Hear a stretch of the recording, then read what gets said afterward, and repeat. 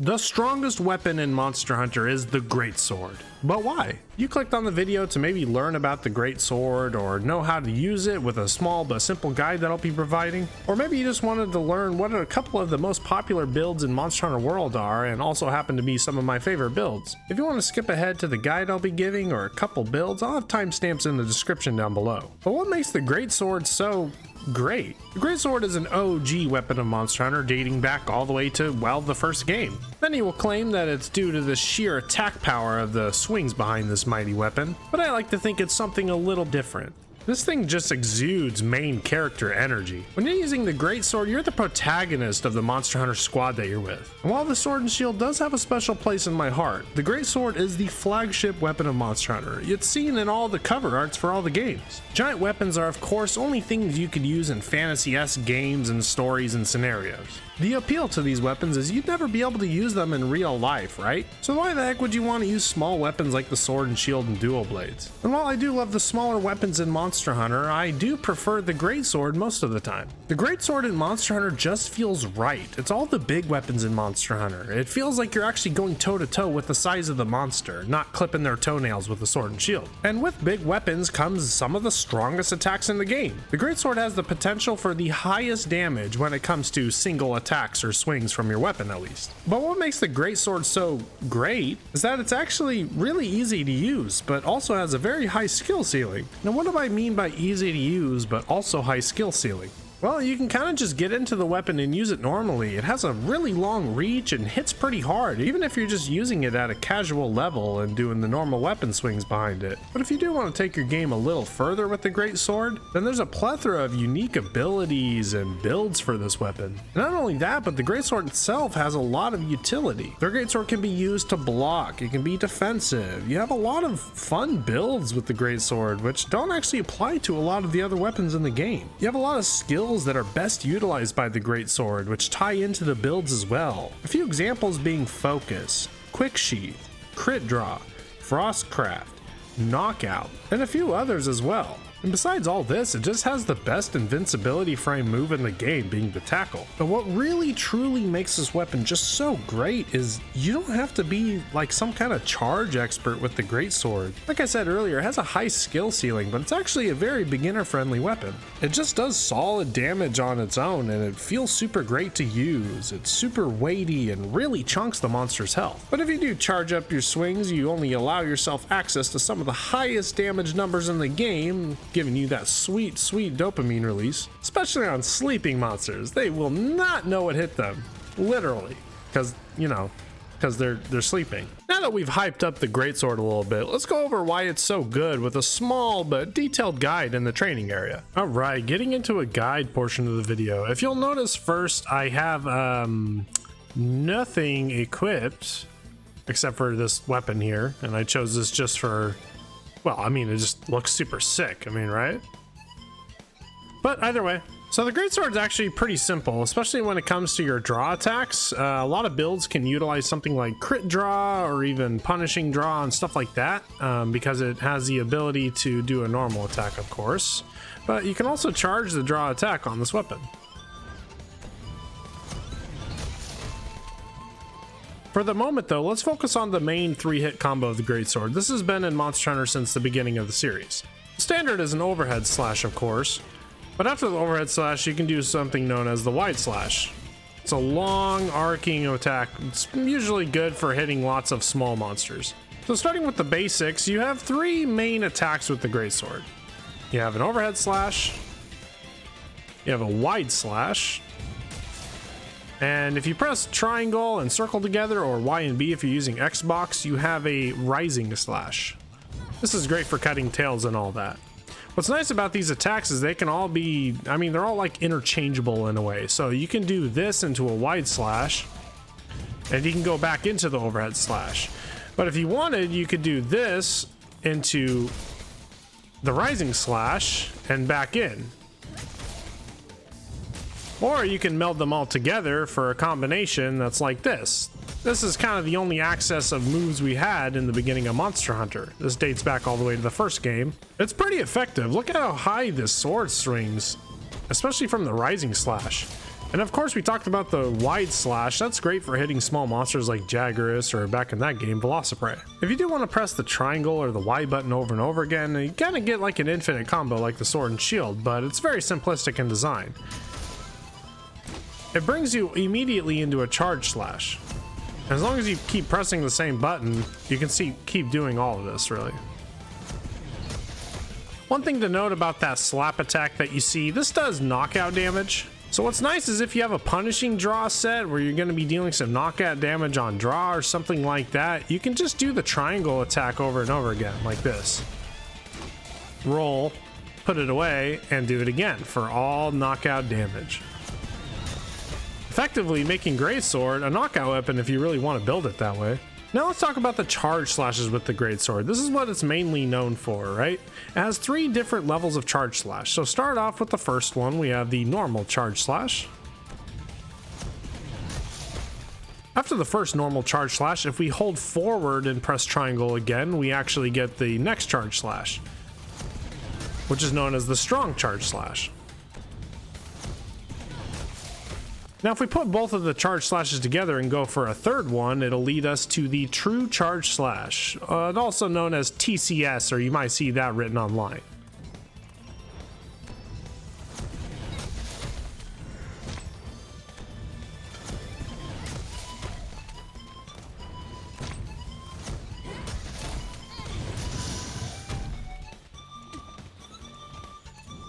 Now the fun of these charge slashes actually comes from letting go of the button. So letting go of the button determines how much damage you do. You can let go of your charges early and still get better damage, but not quite as good damage if you let go at the right time. So right here on the normal charge slash, you can see that there's actually 3 levels of charge. 1, 2, 3. And the same goes for all of the charge slashes, except for the TCS can get a little different depending on how you get into that move, because there's actually 2 different ways, but we'll go over that in a little bit. If we do a little comparison real quick on the total damage that you're going to see on screen, if we just draw attack, it doesn't do that much damage, still good, still chunks. If we do a level 1 charge, it actually doesn't get us anything. It kind of counts as just like still a draw slash, but you can change the timing up, I guess, if it's really that important to you in the situation. Going for a level 2 does get us a little extra damage. Actually, it's not a little extra, that's nearly 100 more damage. It's actually really good. And of course, going for level 3 is the most amount of damage. And gaining an extra 100 on top of that. Wow, okay. The same applies to all of these attacks. As long as you let go at the right time, you can get the maximum amount of damage. The trick with this weapon is, well, landing these hits, especially because the monsters are so fickle and will move out of the way at the last moment. Next, let's talk about one of the most important moves with the Greatsword. It has some pretty decent damage, but that's not actually what it does best. This move has iframes. It is the tackle that you see Greatsword players using so much. In the middle of charges, you can press the circle or B button to stop what you're doing at any time. It takes a good amount of stamina, as you see in the top left, but while you're charging, you actually gain stamina surprisingly. But this move is completely invincible and can get you through a lot of attacks. As long as you're good with your timing, it's probably the Greatsword's best asset. The tackle can be accessed like you saw through charges, and what's nice about the tackle is it actually upgrades your Greatsword's charge swing. So as you saw there, we didn't actually come through with any of the charge slashes, the first 1 or 2. We didn't let them rip at all. So we go from level 1 right here, and tackle bypasses level 1 to level 2. And then tackle again bypasses to get us to true charge slash. What's nice about this is that you don't have to commit to any of these attacks at all to get to the true charge slash. You don't even need to fully charge the first couple. You can literally just kind of let them rip like this and then go TCS but go all the way. There's also another move with the Greatsword we haven't covered really, which is the jumping wide slash. You won't see a lot of players use it. I myself am actually a very, very big fan, as I find that it's one of the Greatsword's best mobility moves, I guess, aside from the normal roll, I guess, which is, you can't really beat that. But it's nice if you want to deal little damage in the meantime as well. You can access it from the tackle if you press the circle button again. Your character kind of does a cartwheel and uses the Greatsword's weight to swing them forward. It's a pretty cool looking move, honestly, but I think it's kind of underrated, honestly.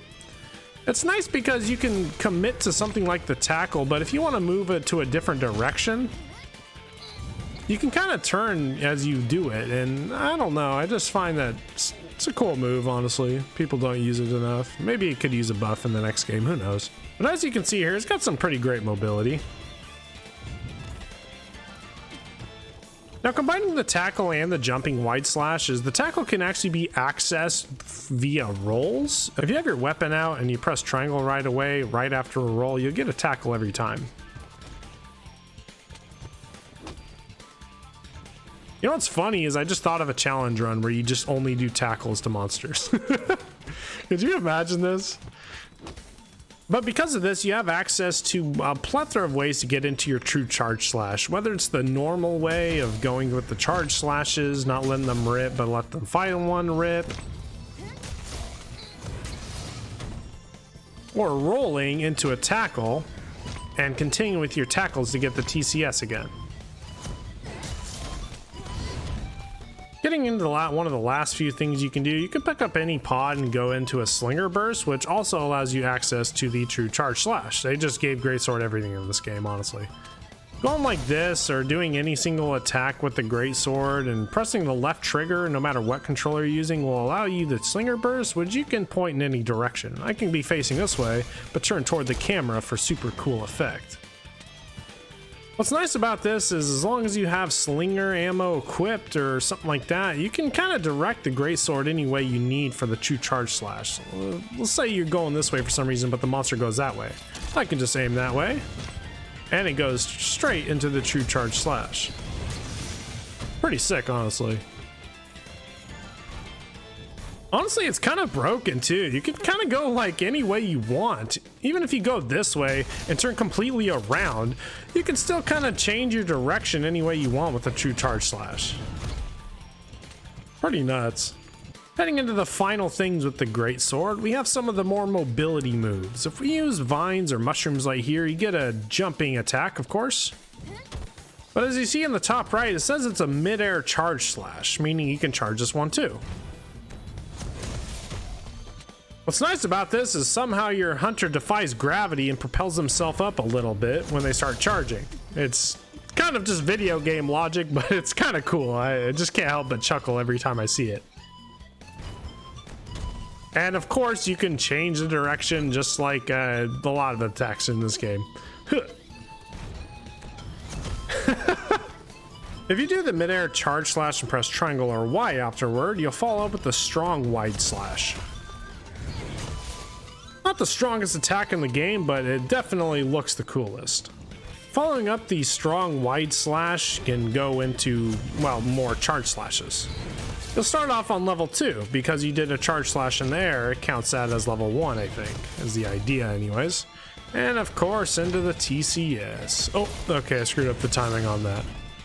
What's crazy about the charge slash is it has the potential to be the strongest attack in the game, but usually by scamming the monster. If you have a monster right here next to a ledge or something, anytime you roll off, you're immediately airborne, meaning you can do a mid-air charge slash at any time.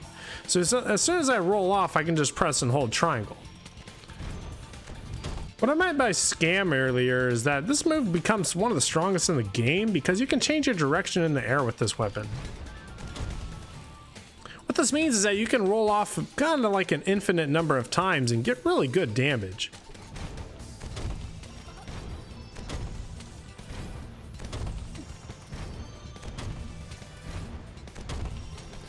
Combine this with something like focus and you get your charges out quicker. It's no wonder I think this is a scam move. Last but not least with this weapon, I believe is just a sliding attack, which is a rising slash that follows up into a big downward stab, or downward thrust, I guess. Of course, though, in Greatsword fashion, you can charge the jump rising slash. I don't know, the Greatsword just has like some of the coolest attacks in the game, but you can also get some really nifty combos out of this as well.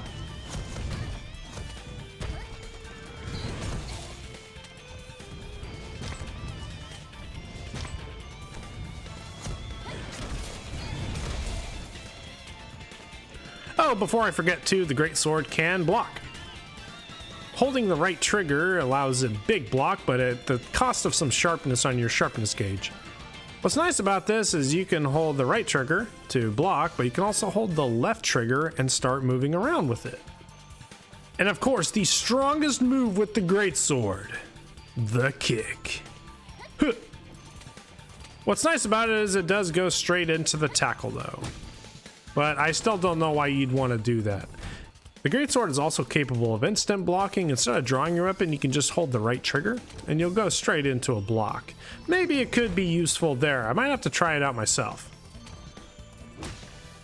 Maybe you know that the monster is going to be attacking, and if you time yourself beforehand like properly, maybe if the monster's charging at you, you can go like this and then tackle right through or something. I don't know. I'm just trying to think of reasons for this kick besides it being kind of funny. That's about all there is to know with the Greatsword. The Greatsword's kind of a simple weapon. It's got a lot of normal attacks, being the 3 interchangeable hit combo kind of thing, but you can also stop at any time to do a charge slash, which makes this weapon just really fun. Doing this, you can also utilize iframes with the tackle, but the tackle is also what leads into some of your big damage, making the tackle one of the most important attacks of the Greatsword. And the final thing to remember is the true charge slash is your best friend with the Greatsword, at least in terms of damage, but it's always not the ideal attack in most situations, especially because you'll miss a lot of the time. I mean, even if you go for like the quickest way to a true charge slash, you're still stuck here for quite some time, hoping that the monster doesn't move. And of course you can bypass all that if you have some slinger ammo. It's still kind of hard. It still takes a little bit to get into it, especially with all the charge timing. That wraps up this simple Greatsword guide for you guys. Hope you enjoyed this. But now let's get on to a couple of builds that I like to use for Greatsword. Going into builds for the Greatsword, we have one of my favorite builds, just a standard all-around build. I just call it Greatsword. For the Greaves, we have the Brachydium Greaves Beta Plus with 2 levels of weakness exploit. We have the Golden Loon Coil Beta Plus with Divine Blessing level 3. We have Colteris Rage Beta Plus with crit boost and 2 level 4 slots. We have Golden Loon Mail for more Divine Blessing, and it gets you all of your Divine Blessing secret and these 2 pieces by themselves right here.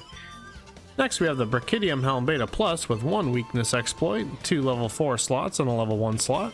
For my Greatsword of choice in this all-around build, I like using the Light Break Blade. Any blast weapon is good, and while this one doesn't come in with the highest attack in the game compared to other Greatswords, it's got a decent amount of sharpness and some affinity and some defense up to boot.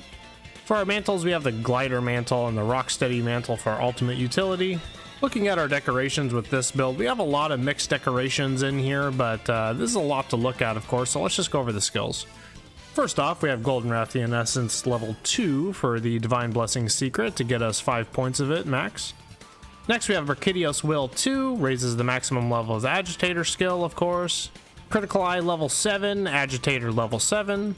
We have Divine Blessing level 5, coming from Golden Rathian, of course.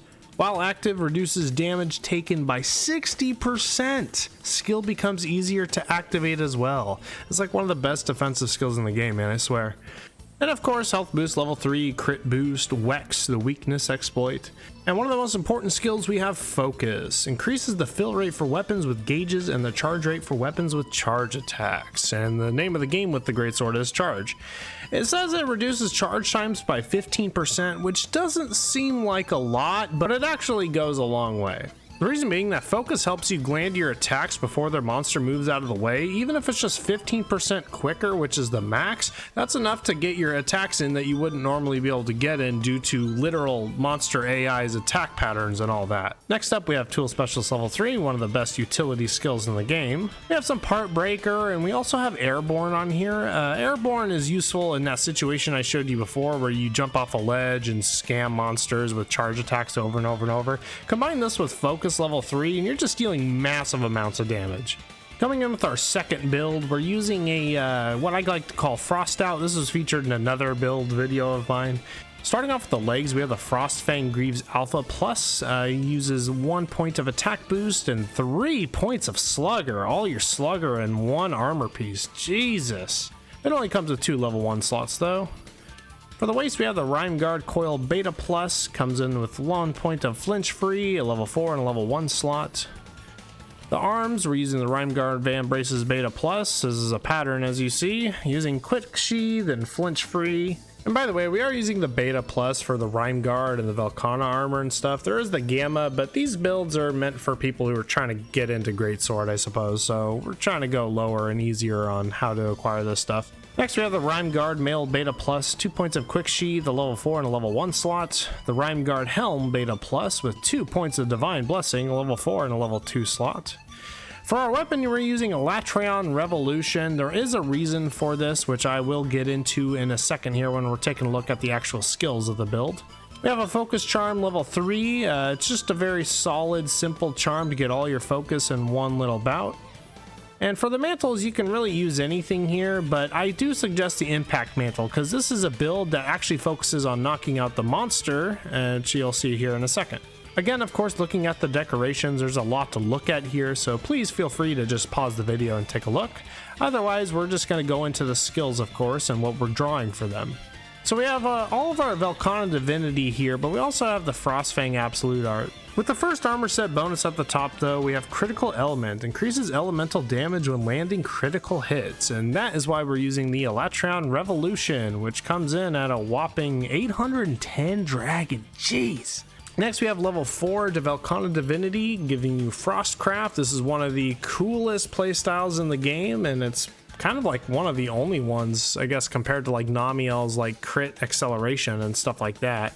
The 1 point of the Frostfang Absolute Art is just kind of broken, honestly. You can wear any piece of Frostfang Barioth armor and get this effect, which is Punishing Draw. Adds a stun effect to draw attacks and slightly increases attack power.